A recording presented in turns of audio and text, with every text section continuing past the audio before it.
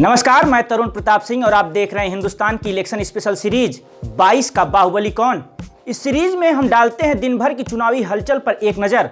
शुरुआत करते हैं आज की सुर्खियों के साथ। सबसे बड़ी खबर आई उत्तर प्रदेश से, जहां कैबिनेट मिनिस्टर स्वामी प्रसाद मौर्य ने भाजपा छोड़ दिया।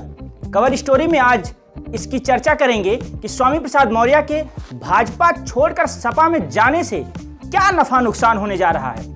दूसरी बड़ी खबर दिल्ली से है, जहां भारतीय जनता पार्टी की कोर कमेटी की बैठक हो रही है।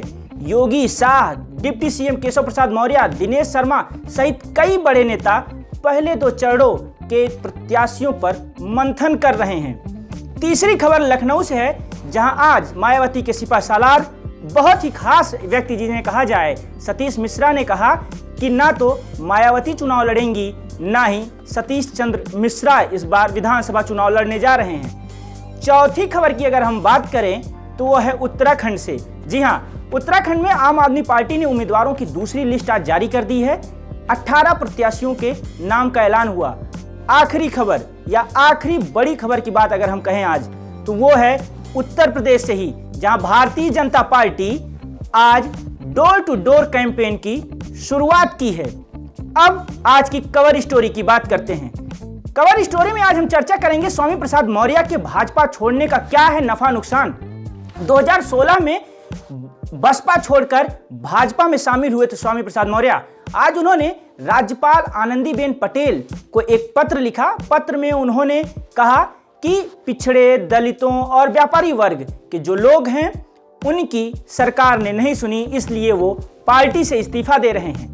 इसके तुरंत बाद स्वामी प्रसाद मौर्य का कितना महत्व है, इस बात से हम इसका अंदाजा लगा सकते हैं कि उसके तुरंत बाद दिल्ली में केशव प्रसाद मौर्य, जो कि मीटिंग में बैठे हुए थे, उन्होंने एक ट्वीट किया कि मिल बैठकर बात करते हैं, जो भी गलतफहमी है दूर करते हैं। आखिर क्यों इतना खास है स्वामी प्रसाद मौर्य, या भाजपा इतनी जद्दोजहद क्यों कर रही है? क्यों सपा सुप्रीमो अखिलेश यादव इस बार कुछ दूसरी रणनीति अपना रहे हैं? ऐसे समझते हैं थोड़ा सा। अगर हम मौर्य वोट बैंक को देखें तो पश्चिम से लेकर पूरब तक अलग अलग जाति, शाक्य, कुशवाहा करके अलग अलग जातियों को 10% प्रभाव है। कई सीटों पर सीधा प्रभाव पड़ता है। यही वजह है कि भाजपा, जो कि जिसकी एक पॉलिसी है कि एक परिवार से 2 टिकट नहीं, स्वामी प्रसाद मौर्य जो कि कैबिनेट मिनिस्टर थे, 2019 की लोकसभा चुनाव में उनकी बेटी संघमित्रा मौर्य को भी टिकट देती है और वो सांसद है इस समय। अब इसीलिए पूरब से लेकर पश्चिम तक इतनी माथापच्ची चल रही है कि स्वामी प्रसाद मौर्य के जाने से क्या होगा नफा और नुकसान। दूसरी चीज, इससे सपा को क्या फायदा? सपा की एक खास रणनीति के साथ आगे बढ़ रही है उत्तर प्रदेश के चुनाव में इस बार। वो रणनीति है ओबीसी में गैर यादव वोटों को अपने साथ लाने की। पहले राजभर वोट को अपने साथ लाने की कोशिश में उन्होंने ओम प्रकाश राजभर के साथ पार्टी के साथ समझौता हुआ। अब स्वामी प्रसाद मौर्य के दल बदलने से सपा सुप्रीमो अखिलेश यादव को उम्मीद है कि भारतीय जनता पार्टी, जिसने 2014, 17 और 19 के चुनाव में ओबीसी वोट बैंक के दम पर विपक्ष का सफाया करने में सफल रही थी, अब मुस्लिम, यादव, अदर ओबीसी और सवर्ण वोटों के सहारे उन्हें 2022 की गद्दी मिलेगी। लेकिन क्या कुछ मौर्य समाज चाहता है? किस तरह से उनका उलटफेर होगा ये तो चुनाव के बाद पता चलेगा। लेकिन एक और है, स्वामी प्रसाद मौर्य अकेले नहीं जाएंगे।